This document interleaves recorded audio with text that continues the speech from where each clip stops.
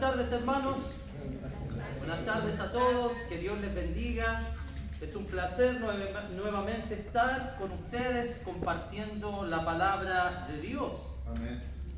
Ayer comenzamos los estudios del libro de Apocalipsis. Vimos la introducción, ¿verdad? Hoy compartimos con la iglesia los versos 1 al 3 en el estudio, después de los versos 4 al 8 en el sermón. Hoy día vamos a estar viendo desde el verso 9 del capítulo 1 al verso 20. Y esta parte lleva por título La visión del Hijo del Hombre. Vamos a leer nuestro pasaje y luego vamos a desarrollar los puntos. Apocalipsis 1:9. Yo, Juan, vuestro hermano y copartícipe vuestro en la tribulación, en el reino y en la paciencia de Jesucristo, estaba en la isla llamada Patmos por causa de la palabra de Dios y el testimonio de Jesucristo. Yo estaba en el Espíritu en el día del Señor y oí detrás de mí una gran voz como de trompeta que decía: yo soy el Alfa y la Omega, el primero y el último. Escribe en un libro lo que ves y envíalo a las 7 iglesias que están en Asia: a Éfeso, Esmirna, Pérgamo, Tiatira, Sardis, Filadelfia y la Odisea. Y me volví para ver la voz que hablaba conmigo, y vuelto vi 7 candeleros de oro, y en medio de los 7 candeleros a uno semejante al Hijo del Hombre, vestido de una ropa que llegaba hasta los pies y ceñido por el pecho con un cinto de oro. Su cabeza y sus cabellos eran blancos como blanca lana, como nieve, sus ojos como llama de fuego, y sus pies semejantes al bronce bruñido, refulgente como en un horno, y su voz como estruendo de muchas aguas. Tenía en su diestra 7 estrellas, de su boca salía una espada aguda de 2 filos, y su rostro era como el sol cuando resplandece en su fuerza. Cuando le vi, caí como muerto a sus pies, y él puso su diestra sobre mí, diciéndome: no temas, yo soy el primero y el último, el que vivo y estuve muerto, mas he aquí que vivo por los siglos de los siglos. Amén. Y tengo las llaves de la muerte y del Hades. Escribe las cosas que has visto, las que son y las que han de ser después de estas. El misterio de las 7 estrellas que has visto en mi diestra y de los 7 candeleros de oro. Las 7 estrellas son los ángeles de las 7 iglesias, y los 7 candeleros que has visto son las 7 iglesias. Amén. Oremos. Te damos gracias, oh Dios, porque en esta tarde estamos reunidos con el propósito de escuchar tu palabra. Amén. Tenemos nuestro corazón dispuesto, nuestra mente abierta, para que puedas penetrar en ellos, Padre bueno. Y que hoy nosotros, tu iglesia, seamos humildes al mensaje que nos traes. Ayúdanos a ser una buena tierra que pueda dar mucho fruto para gloria y honra de usted. Amén. Bendícenos a todos con tu palabra. Te lo pedimos en el nombre santo de tu Hijo Jesucristo, nuestro Señor y Salvador. Amén. Amén. Este pasaje que acabamos de leer es una visión cabal de la imagen de Jesucristo. El pasaje que acabamos de leer es una descripción exacta de quién es el Cristo exaltado y glorificado. A la vez, esta misma visión es importantísima en este pasaje, ya que el más grande mensaje para cristianos que están siendo atribulados es tener una visión exacta y correcta de nuestro Señor Jesucristo. Amén. El tener una visión exacta del Cristo glorificado produjo un impacto en Juan. El Cristo glorificado animará a Juan a no tener miedo y a la vez va a ordenar en este pasaje a escribir las cosas que él ve. La visión va a concluir con la interpretación de que las 7 estrellas representan a 7 ángeles y que las 7 candeleros representan a las 7 iglesias. Comenzamos con el versículo 9. Yo, Juan, vuestro hermano, y copartícipe vuestro en la tribulación, en el reino y en la paciencia de Jesucristo, estaba en la isla llamada Patmos por causa de la palabra de Dios y el testimonio de Jesucristo. Como ya lo hemos visto antes, nuestro autor se presenta solo como Juan, se identifica como el hermano Juan. Ya dijimos en la introducción el día de ayer y hoy en la mañana que este Juan es el apóstol Juan. Ya lo vimos ya. Pero es interesante cómo él se presenta. El término hermano muestra que hay una estrechez entre el autor y quienes van a recibir esta carta. Muestra la humildad de quien escribe frente a la iglesia que va a recibir estas cartas. Juan y las 7 iglesias son miembros de la misma familia de Dios. Amén. Juan, siendo apóstol, se está poniendo al mismo nivel que los hermanos de las 7 iglesias de Asia.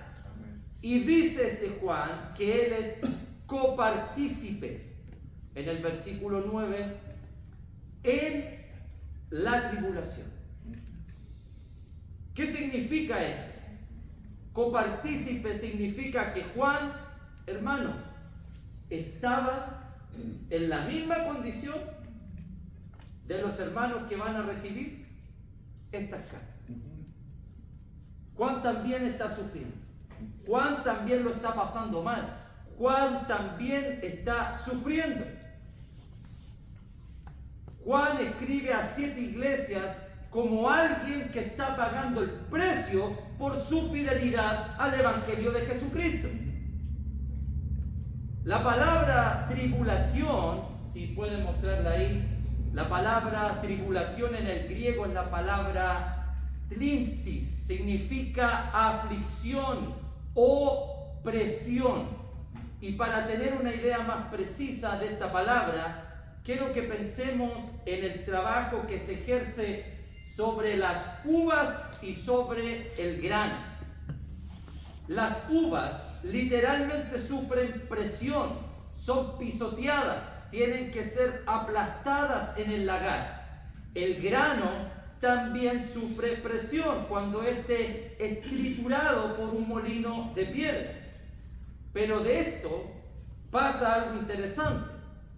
Luego de que las uvas son pisoteadas, tenemos, dígalo fuerte, el vino. Da vergüenza decir esa palabra a veces. El vino, ¿verdad? Luego de que el grano es molido, tenemos harina, ¿verdad? Después que el trigo y las uvas son trituradas, rinden o dan un mejor servicio. ¿Estamos de acuerdo con eso? Amén. ¿Qué significa esto para los cristianos que están recibiendo esta carta? ¿Qué significa esto? Significa que a pesar de que están sufriendo, a pesar de la presión, a pesar de la tribulación, Dios va a sacar en ese momento lo mejor de ellos. Amén. Ese es el punto. Están siendo presionados, están siendo oprimidos, los van a pisotear, pero Dios va a sacar lo mejor de cada uno de ellos. Amén. Esa es la apreciación aquí. Dios va a esperar ese momento.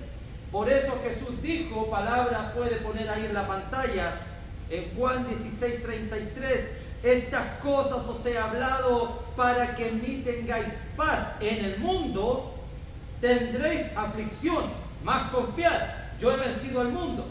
Mateo 10:22, y seréis aborrecidos de todos por mi nombre, mas el que soportare hasta el fin, este será salvo. Pablo, después de ser apedreado, se levantó para confirmar los ánimos de los discípulos, exhortándoles a que permaneciesen en la fe y diciéndoles, es necesario que a través de muchas tribulaciones entremos en el reino de Dios. Amén. ¿Estamos de acuerdo? Amén. ¿Sí? Ok. La tribulación había comenzado en estos tiempos, pero iba a continuar y tenía que continuar. Présteme atención. La promesa de Dios a la iglesia no consiste en que no pasaremos por tribulación. ¿Me escuchó bien? La promesa de Dios no consiste en que no seremos pisoteados, que no seremos atribulados, sino que su promesa consiste en estar con nosotros y secar toda lágrima del pueblo que sufre por causa de su nombre. Amén. Esa es la promesa. ¿Qué nos dice? No lo tenemos ahí, yo lo leo. Apocalipsis 21 del 1 al 4. Ahí está en la pantalla. ¿Qué nos dice al final del libro de Apocalipsis? Esta es la promesa. No que no pasemos por tribulación. Esta es la promesa. Vi un cielo nuevo y una tierra nueva, porque el primer cielo y la primera tierra pasaron, y el mar ya no existe más. Y yo, Juan, vi la santa ciudad, la nueva Jerusalén, descender del cielo de Dios, dispuesta como una esposa ataviada para su marido. Yo oí una gran voz del cielo que decía, he aquí el tabernáculo de Dios con los hombres, y Él morará con ellos, y ellos serán su pueblo, y Dios mismo estará con ellos como su Dios. La promesa, enjugará Dios toda lágrima de los ojos de ellos, y ya no habrá muerte, ni habrá más llanto, ni clamor, ni dolor, porque las primeras cosas pasaron. Amén. Esa es la promesa. No consiste en el hoy, consiste en lo que va a venir en el futuro. La iglesia debe estar siempre preparada para la prueba. La iglesia debe mantenerse firme en la fe a pesar de los obstáculos. La iglesia debe estar lista siempre a pelear la buena batalla de la fe. ¿Y quién está escribiendo esto? Dice que es copartícipe. Él también está participando en esta tribulación. No es que esté de lejos, no es que esté apartado. Juan es copartícipe, también está atribulado como ellos, pero también nos dice el mismo versículo que Juan también es copartícipe en el reino. Y esto significa que Juan, así como las 7 iglesias, comparten el mismo privilegio y la misma seguridad en el reino de Jesucristo. Él está con nosotros. ¿Y por qué tienen esta seguridad? Porque Juan y los cristianos de Asia no son súbditos del emperador Domiciano, no le sirven a un rey tirano, sino que a Jesucristo. Amén. Ellos pertenecen al reino de Jesucristo, al igual que todos nosotros. Amén. Pero también hay una tercera cosa que comparte Juan con las 7 iglesias de Asia. Ellos son copartícipes en la paciencia, dice el versículo 9, en la paciencia de Jesucristo. ¿Qué significa esto? La paciencia, hermanos, es la capacidad de soportar la presión, Va a haber presión, pero también va a haber paciencia. Y la paciencia es la capacidad de soportar esa presión. La paciencia es la capacidad de resistir la tribulación. La paciencia es la capacidad de resistir la opresión. Y que diga el texto, en la paciencia de Jesucristo, significa que la misma resistencia que tuvo Cristo es la que podemos tener todos los cristianos que pasamos las pruebas de la mano con nuestro Señor. Amén. ¿Creen esa promesa? Amén. Esas son las promesas del Señor. Así como Jesucristo tuvo la capacidad de resistir y avanzar camino al Gólgota, los cristianos también tenemos la misma capacidad que Cristo tuvo en la tribulación. ¿Y cómo lo sabemos? Por todos los ejemplos que tenemos de la iglesia del primer siglo. La iglesia del primer siglo, cuando fue perseguida y atribulada en Hechos capítulo 8, luego en Hechos capítulo 11, ¿usted cree que desistió de su fe? ¿Usted cree que se preguntaron ellos, ¿dónde está el Señor Jesús? ¿Por qué nos tiene solo? ¿Por qué tuvimos que salir de nuestra casa? Ellos vieron una oportunidad en ese momento para predicar el Evangelio a los gentiles.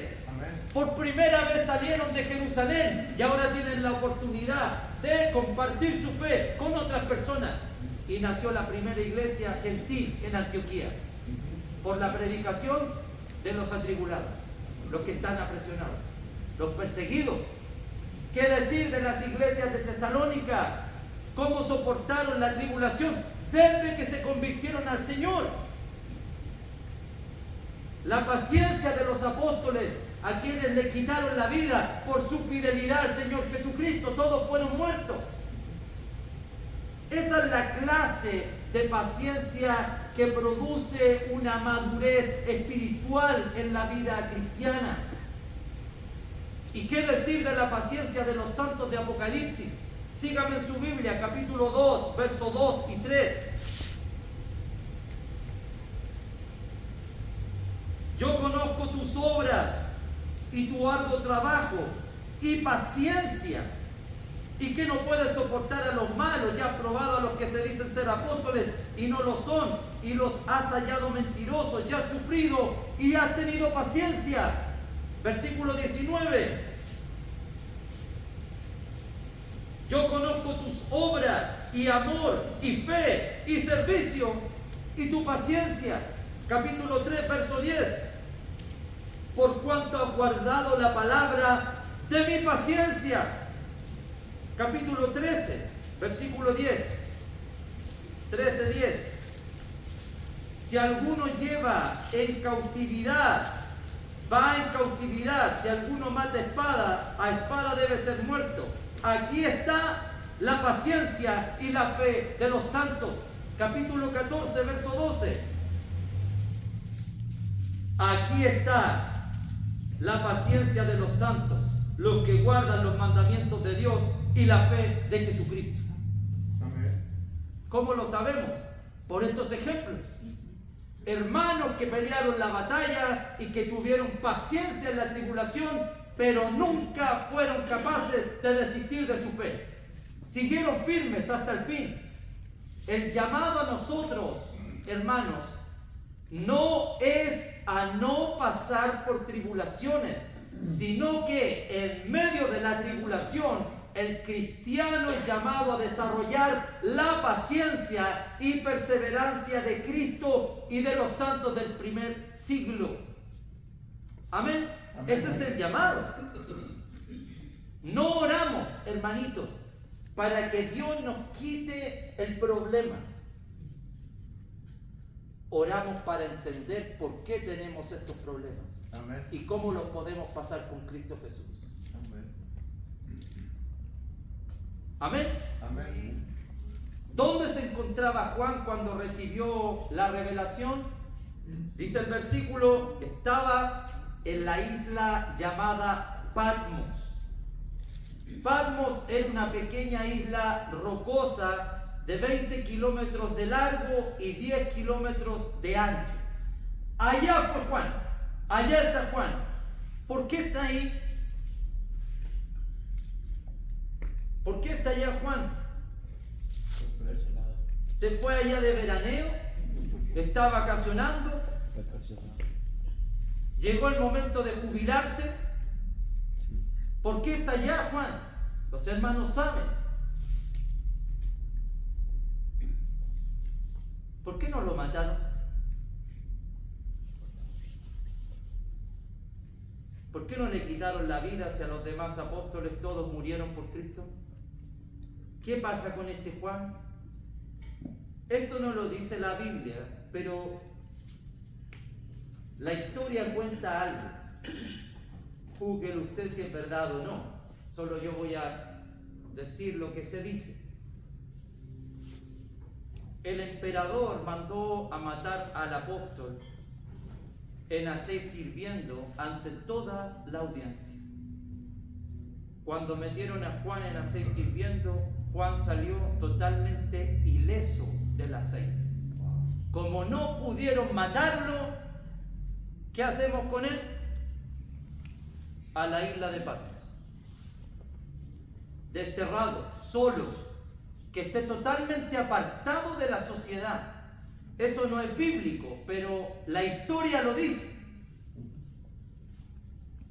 Y Juan está apartado del mundo, solo, como si estuviera en la isla de Alcatraz, para que usted pueda entenderlo en nuestros tiempos. Y ahí está. ¿Qué lo llevó a Juan a estar en esa condición? ¿Qué nos dice el versículo? El verso 9 al final. ¿Qué nos dice? Juan está en esa condición por causa de la palabra de Dios y del testimonio de Jesucristo. Esa es la razón. No está por malhechor, no está por haber cometido un crimen, no está por haber atentado contra la vida de alguien o levantándose contra el César. Juan está sufriendo una tribulación simplemente por su fidelidad al mensaje de Dios y por su fidelidad a nuestro Señor Jesucristo. Amén.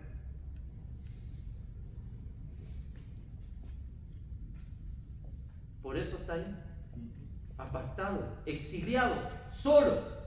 Su fidelidad a Cristo originó que al apóstol lo desterrara.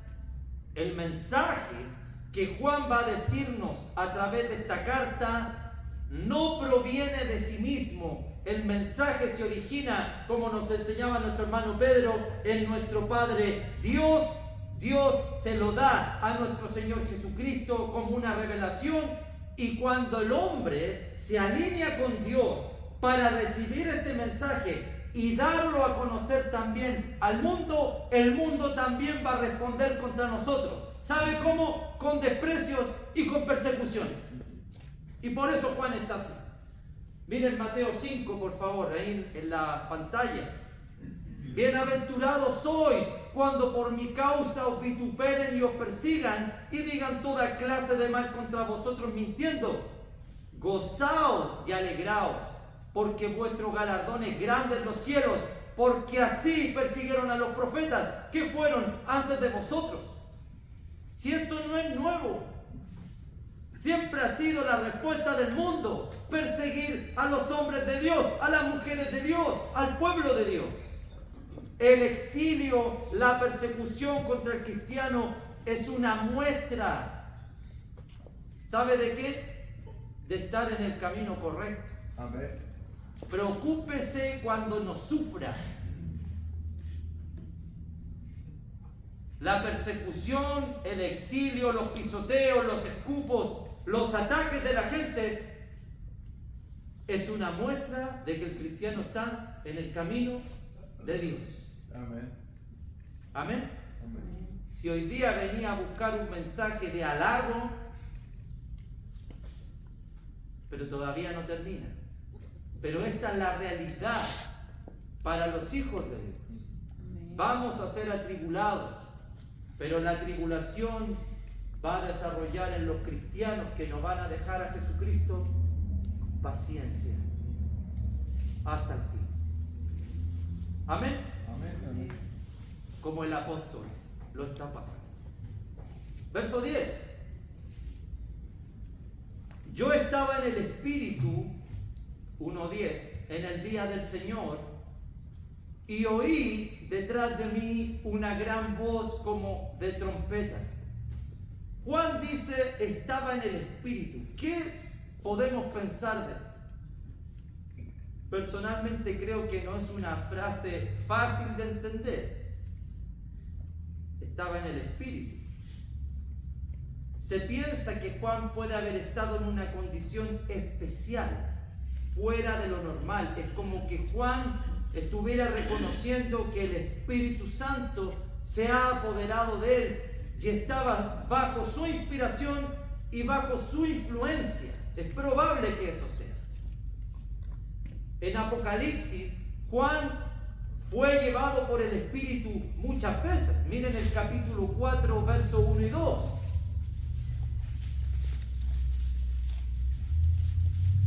Apocalipsis 4, 1 y 2, para que vean. Después de esto, miré y he aquí una puerta abierta en el cielo, y la primera voz que oí, como de trompeta, hablaba conmigo. Dijo, sube acá, y yo te mostraré las cosas que sucederán después de estas. Y al instante yo estaba en el Espíritu. No es una vez. Miren el capítulo 17, verso 3.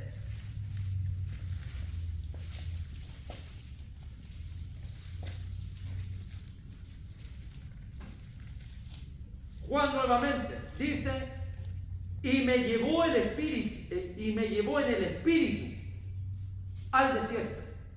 Miren el capítulo 21, verso 10.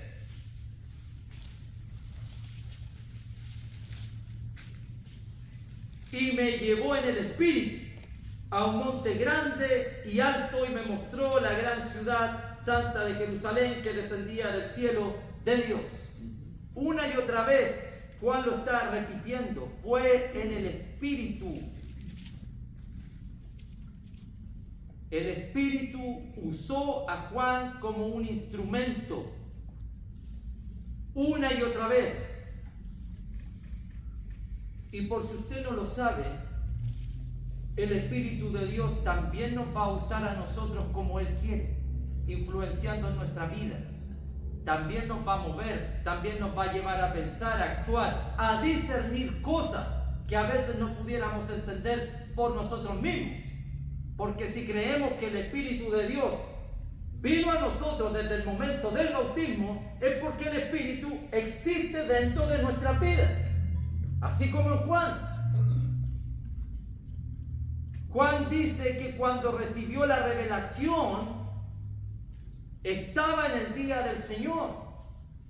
¿Qué es eso, el día del Señor? ¿Qué pensamos todos? Ya no quieren decir. Algunos piensan que podría referirse al día del juicio, porque el día del Señor en el Antiguo Testamento habla de juicios y puede referirse a eso. Pero también puede referirse al día del Señor a el domingo, el primer día de la semana. ¿Por qué? ¿Cuándo comienza esto? Ustedes saben, no voy a explicar esto, solo lo voy a decir. El día del Señor comienza desde que entendemos que los 4 evangelios nos van mostrando que Jesucristo resucitó el primer día de la semana, ¿verdad? La iglesia nace el primer día de la semana. Lucas habla de que la iglesia se reunía el primer día de la semana a partir del pan. Pablo dice que el primer día de la semana los cristianos se reunían también y ofrendaban. El primer día de la semana para los cristianos llegó a ser el día más importante de ellos, porque ese era el día del Señor, donde podían recordar al Señor. Es muy probable que signifique eso, que era un día domingo. Si es el día del Señor y se refiere al día del Señor, solo lo voy a decir para que pensemos, no voy a decir nada.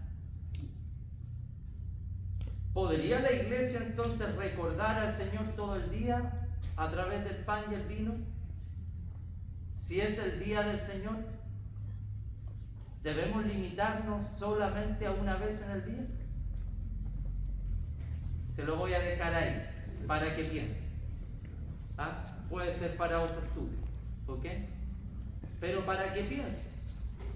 Es el día del Señor. Todo el día estamos pensando en Cristo Jesús. Amén. El día del Señor, dice Juan, que en ese día oí detrás de mí, dice el versículo, una gran voz como de trompeta. No es que oyó una trompeta, una voz como de trompeta, una voz fuerte, llamativa, una voz que lo dejó despierto, paralizado. Las trompetas en el pueblo de Israel se usaban con dos propósitos. Número uno, preparar al pueblo para la guerra, y número dos, preparar al pueblo para la adoración. Las trompetas en el Apocalipsis significan que Dios va a juzgar al mundo entero. Esta voz como de trompeta significa que se dará un anuncio importante, fuerte y claro a Juan, y debe estar totalmente despierto y atento a escucharlo. Esto indica, amados hermanos, que el mensaje que vamos a oír de parte de Cristo hoy día es de suma importancia. Amén. Es como que si Jesucristo tocara la trompeta. Y si Juan se dio vuelta para escuchar atentamente, nosotros también hoy debemos escuchar este mensaje con toda la atención del mundo. Amén. Amén. Amén. Ay del que tiene oídos y no oye. ¿Qué decía esta voz? Verso 11. Yo soy el alfa y la omega, el primero y el último. Escribe en un libro lo que ves y envíalo a las 7 iglesias que están en Asia: a Éfeso, Esmirna, Pérgamo, Tiatira, Sardis, Filadelfia y la Odisea. Yo soy el alfa y el omega, el primero y el último. Estudiamos en la mañana el pasaje anterior. ¿Sabe quién se presentó así en el pasaje anterior? El Padre, Dios, ¿verdad? Pero en este verso es Jesucristo quien se apropia de este título. El Padre es, pero aquí Jesucristo también lo es. El alfa y la omega. Él también es el primero y el último. Él también está desde el principio hasta la eternidad. Jesucristo también es Dios. Jesucristo nuestro Señor es eterno. Él es principio y fin, significa que no tiene años. El tiempo para Él no pasa. Estuvo presente en la creación, está presente en medio de su iglesia y seguirá presente por los siglos de los siglos. Amén. Jesús es eterno, imperecedero, inmortal y perpetuo. Y este Dios eterno ordena a Juan algo muy específico. Escribe en un libro lo que ves y envíalo. Esa es lo que le pide el Señor a Juan.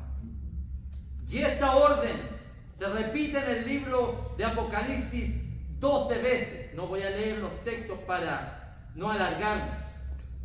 La orden de escribir a las 7 iglesias es porque Juan tendrá visiones de las cosas que son y las que han de ser.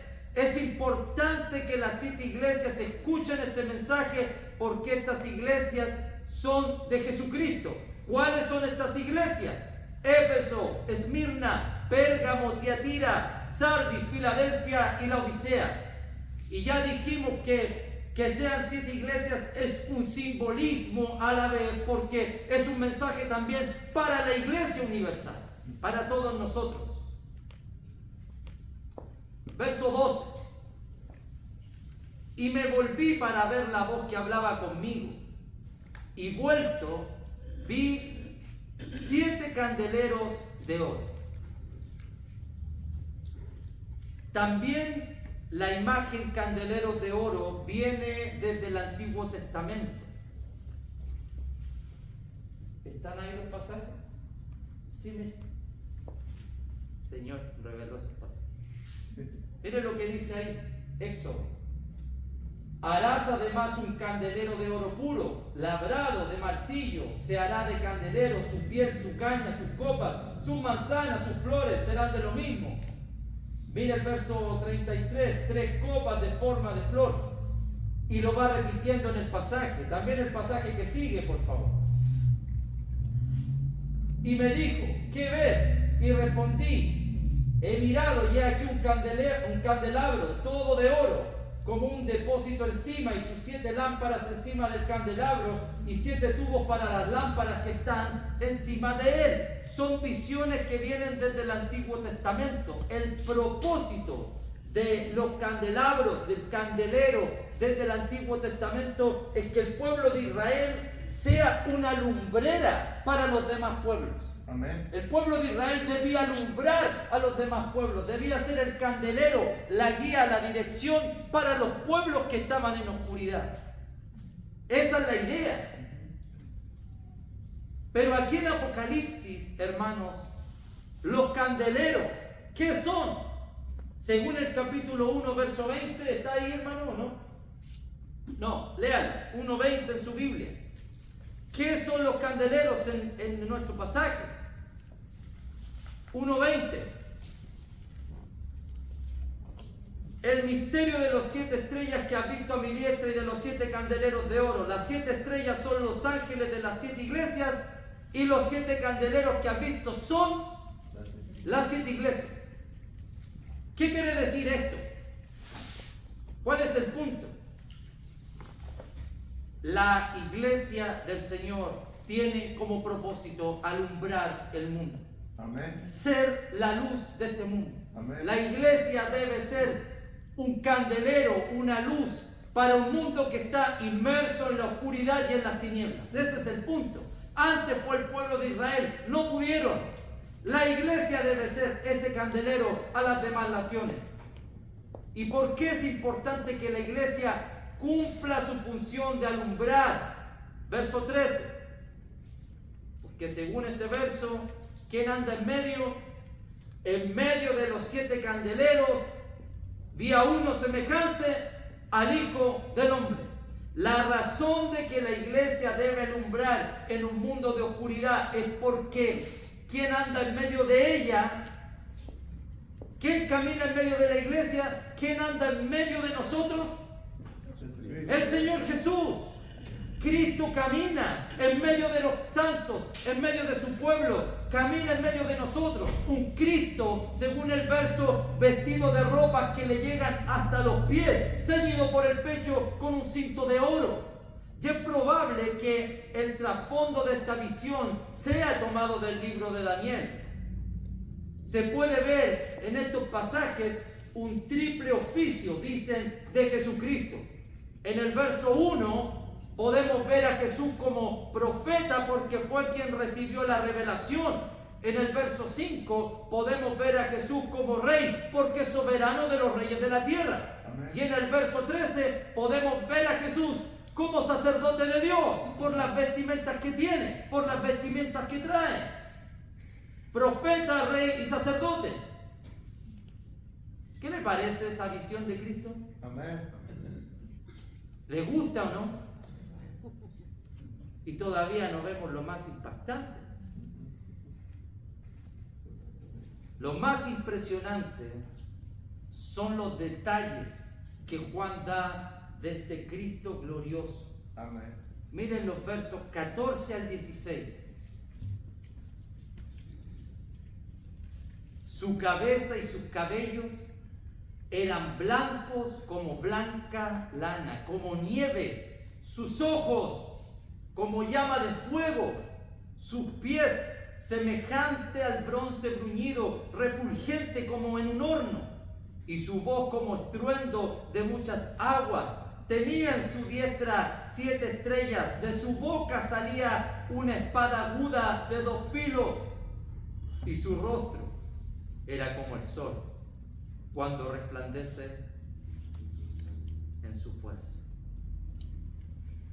¡Wow!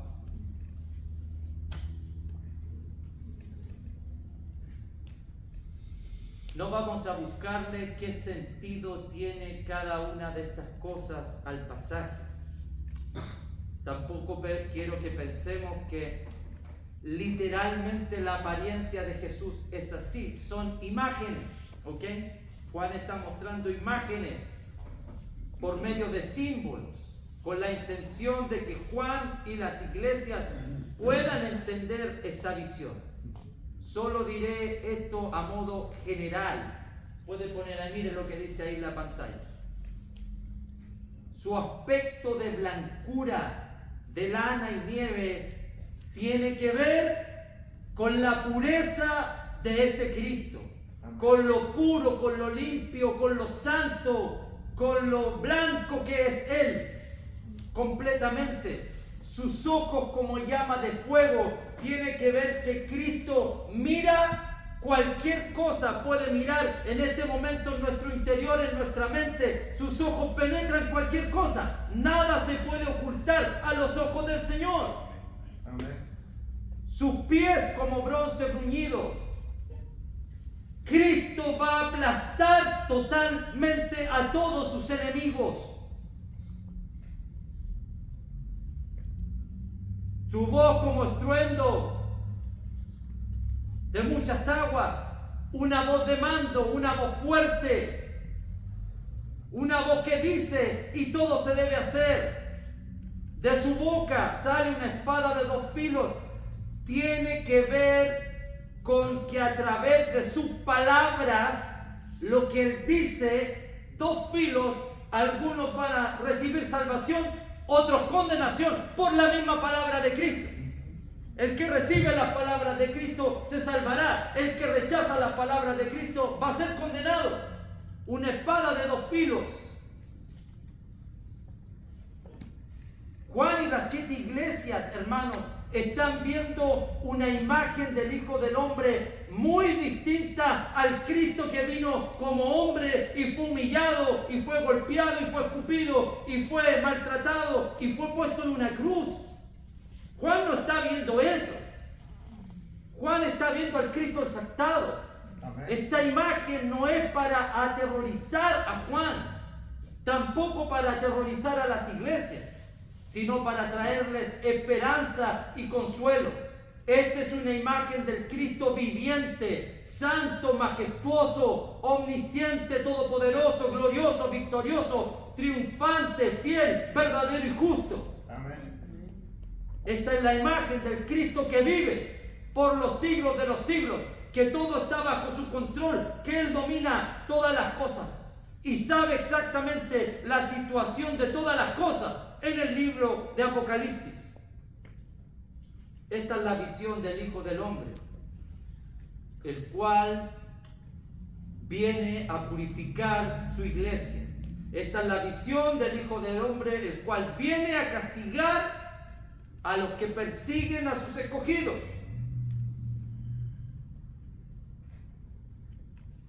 Juan, las 7 iglesias y nosotros estamos viendo en este pasaje a Jesucristo tal como Él es. Este es Jesús. Amén. Amén. Esta es la imagen de Cristo.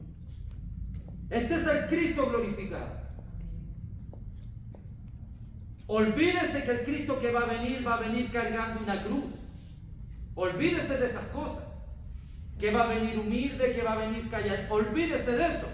Ya mostró ese carácter. Ya mostró quién fue en este mundo. El Cristo que viene totalmente distinto, como lo estamos viendo en este texto. Y el mismo Juan, escuchen, el mismo Juan que estuvo con Cristo 3 años, el mismo Juan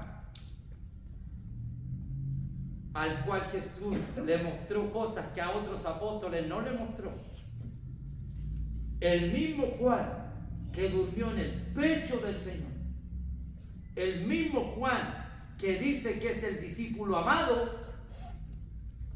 Cuando le vi, verso 17, cuando le vi, cuando vio a este Cristo, cuando lo vio como él era, caí como muerto a sus pies. ¡Wow! Miren la imagen.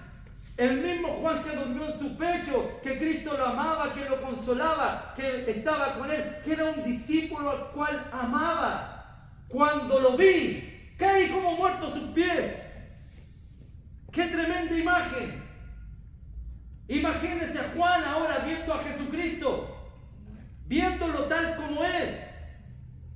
Cayó a los pies, aterrado, no sabía qué hacer. ¡Qué increíble! Amén. Eso fue lo que le pasó a Juan al estar en la presencia del Rey. Cayó como muerto a sus pies.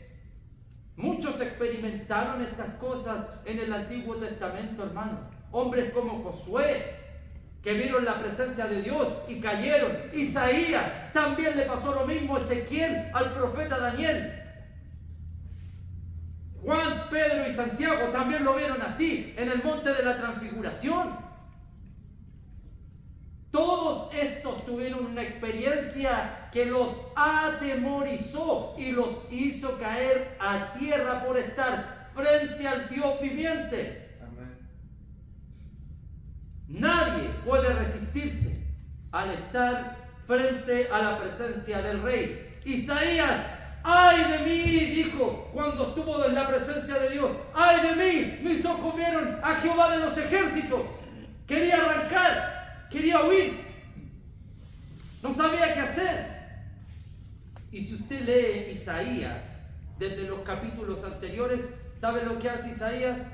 ¡Ay de este! Está muerto. ¡Ay de este otro! Va a ser condenado. ¡Ay de este otro! ¡Ay de este! Acusa a todo el mundo. Y cuando él se ve delante de Dios, ¡ay de mí! Muerto de miedo. No puede estar nadie en la presencia del Rey. ¡Ay de mí! Porque mis ojos han visto al Rey Jehová de los ejércitos. Nadie puede estar delante de él sin caer como muerto, sin impactarse, sin temer por su vida.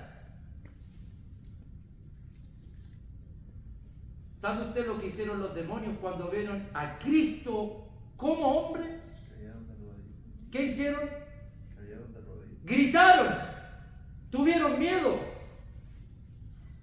¿Qué haces con nosotros, Jesús Nazareno? Eres el Hijo de Dios. ¿Vienes a atemorizarnos antes de tiempo? ¿Vas a destruirnos antes de tiempo? Si vieron a Cristo como hombre, tuvieron ese miedo. Gritaron los demonios, eres el Santo de Dios, ¿has venido a destruirnos? También estaban muertos de miedo al verlos y solo lo vieron como hombre. Juan en Apocalipsis lo está viendo tal como él es, en toda su hermosura, en toda su majestad, en toda su gloria. Lo maravilloso de este pasaje no es eso. ¿Saben lo que es? Ahí está Juan.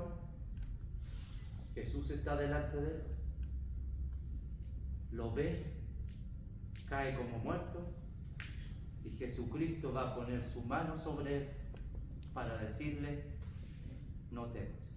Amén. No temas. Ese es el punto. No temas. La presencia del Hijo del Hombre no es para infundir temor, no es para salir corriendo, no es para ocultarse. Él se hace presente con el propósito de darle palabras de ánimo a Juan, darle consuelo a sus siervos cuando están sufriendo. Jesús puso su mano derecha sobre Juan para darle fortaleza. Jesús puso su mano sobre el que cayó como muerto para ponerlo en pie. Levántate. Esto muestra, hermanos, que cada vez que los hijos de Dios, esto es lo que no respondí, que la hermana quería que le respondiera. No, le dije, ven. Porque yo pregunté en la mañana, ¿ha llegado atribulado usted? Quizás aquí.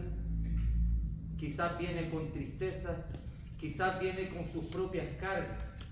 Quizás viene de dolores, de sufrimientos, de llantos, de lágrimas.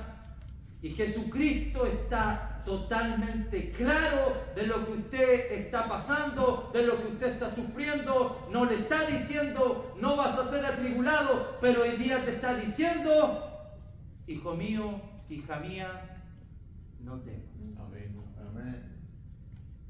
No temas. Esas son las palabras para gente atribulada, gente perseguida, gente que está sufriendo. No temas, nunca te dejaré sola, nunca te dejaré solo. No temas porque yo estoy contigo.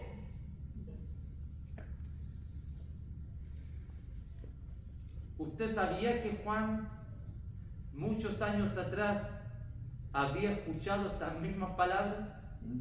¿Sabía eso? Amén. ¿Está ahí el pasaje? Sí, ahí está. Miren ahí en la pantalla. Y los discípulos, viéndole andar sobre el mar, se turbaron diciendo un fantasma. Dieron voces de miedo, pero enseguida Jesús le habló diciendo, tened ánimo, soy yo, no temáis. Al oír esto, capítulo 17, los discípulos se postraron sobre sus rostros y tuvieron gran temor. Entonces Jesús se acercó y los tocó y dijo, levantaos, no temáis.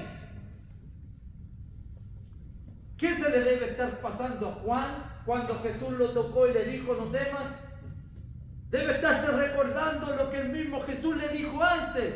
Estoy delante de mi mismo Señor, estoy delante del que me sacó del mar, del que se preocupó de mí, del que estuvo conmigo todo el tiempo. Amén. Juan debe estar recordándose esas cosas. No temas significa para Juan que Jesús sigue siendo el mismo, sigue preocupado de ellos, que siempre estará ahí para él. Amén. Amén.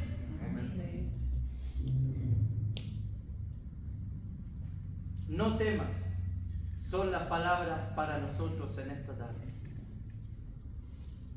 Las tribulaciones vienen, hermano. Vienen las persecuciones, se van a levantar hombres contra la iglesia. Damos gracias a Dios que hemos vivido tiempos de tranquilidad, de confort, de alivio. Pero en cualquier momento estas cosas pueden cambiar. ¿Cómo vamos a responder a esa vida? ¿Vamos a hacernos como ellos? ¿Vamos a seguir con nuestra fe? Cristo sabe que con estas cosas vamos a pasar, pero sabe que también en la prueba va a sacar lo mejor de ti. Amén. En la opresión, cuando te exprimen, cuando te pisotean, y Él va a estar contigo, a tu lado, con su mano derecha sobre ti, diciéndote, no temas, yo estoy contigo. Ese es el Cristo que creemos. No temas, yo soy el primero y el último. Verso 18.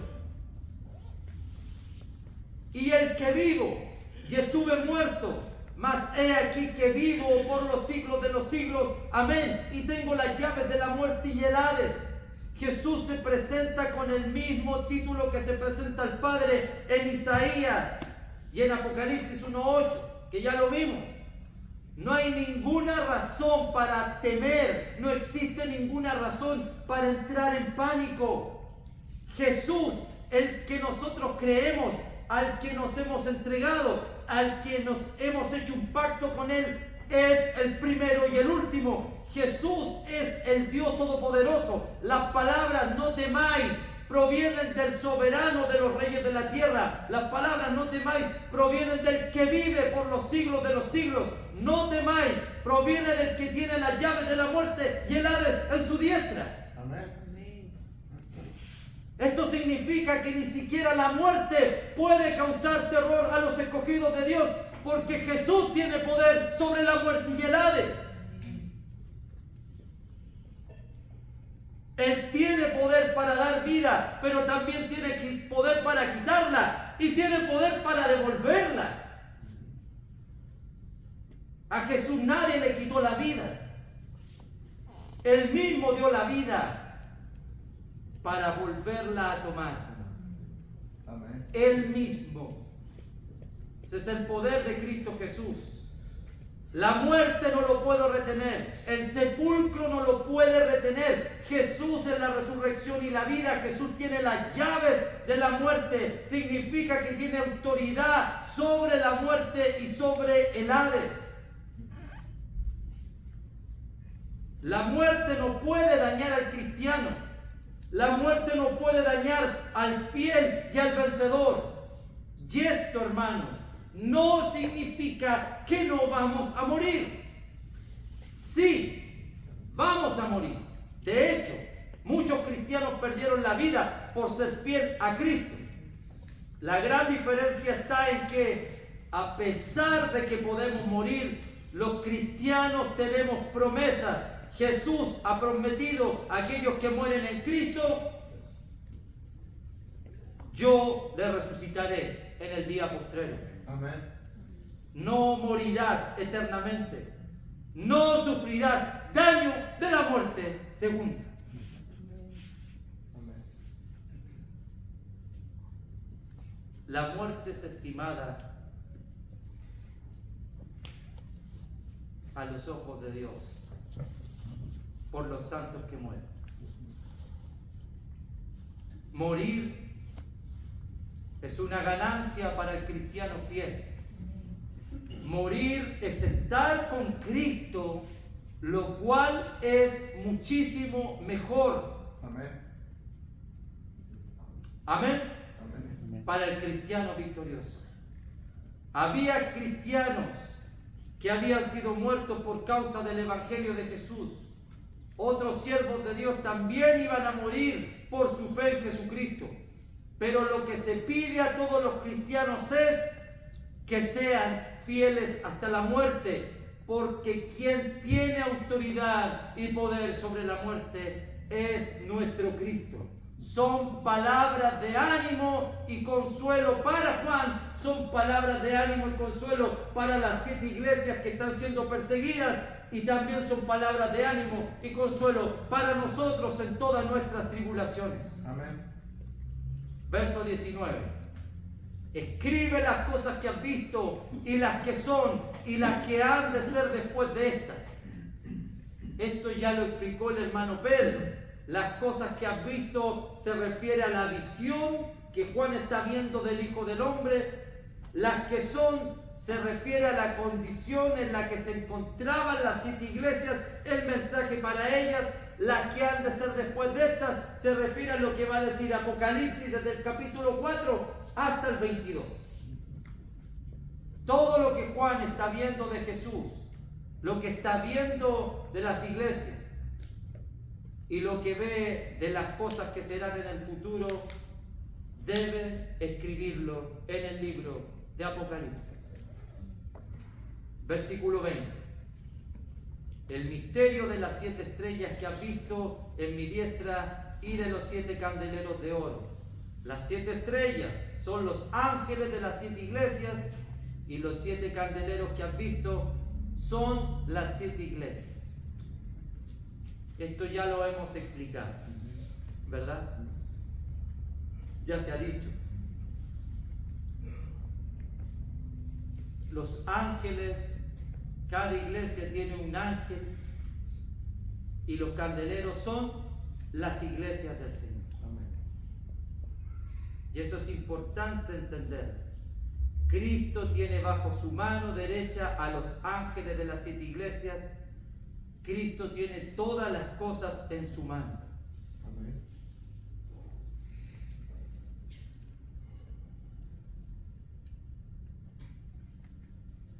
La iglesia, hermanos,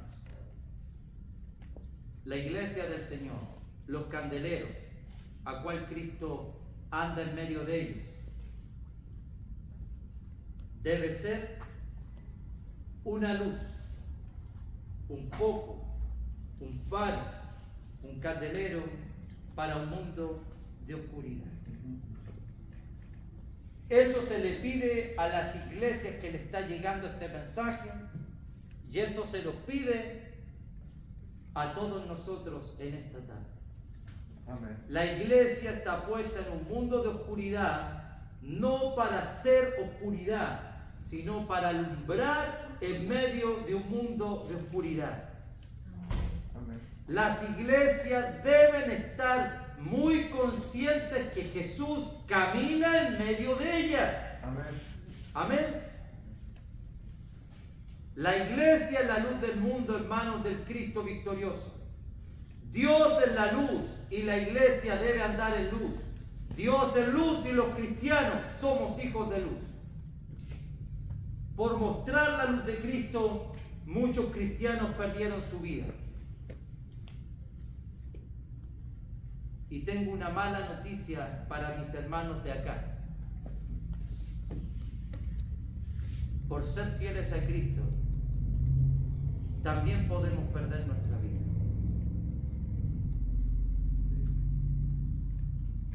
En serio. Así le pasó a los cristianos del primer siglo, así nos puede pasar a nosotros. Por ser fieles a Cristo. Es probable que también suframos. Es probable que también nos persigan, que también nos opriman.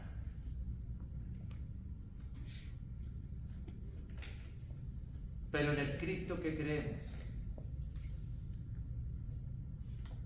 tiene en su mano la muerte y el Hades. Amén.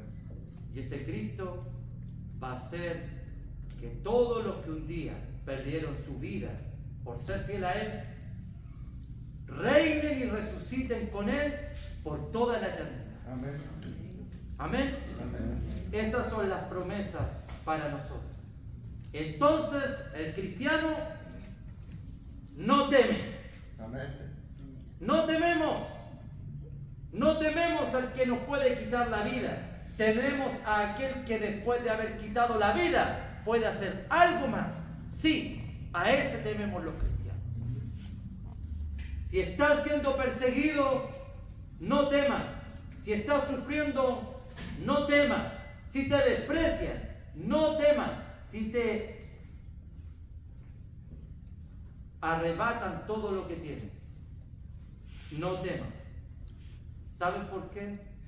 Ser cristiano no es para los temerosos, sino para quienes no temen el avanzar, no temen ser luz frente a un mundo hostil. El cristiano es, o ser cristiano, es para personas valientes que avanzan mostrando la luz de Cristo a pesar de cualquier adversidad en su vida. Ese es el llamado y eso es lo que nosotros somos. Amén. Amén. Amén. Hermanos, no nos quitemos la mirada, no quitemos la mirada del Cristo glorioso y victorioso. Amén. En Cristo tenemos victoria. No tememos, porque a pesar de las tribulaciones y a pesar de perder la vida, el cristiano va a reinar con su Señor por toda la eternidad. Y ese día, cuando estemos con Él, no va a haber nunca más lágrimas, ni llanto, ni sufrimiento, ni dolor, ni tristeza, ni pena, ni enfermedades. El mismo Señor enjugará toda lágrima de nosotros. Amén. Amén. Gracias, mis hermanos. El Señor les bendiga. Seguimos el día de mañana, si Dios lo permite.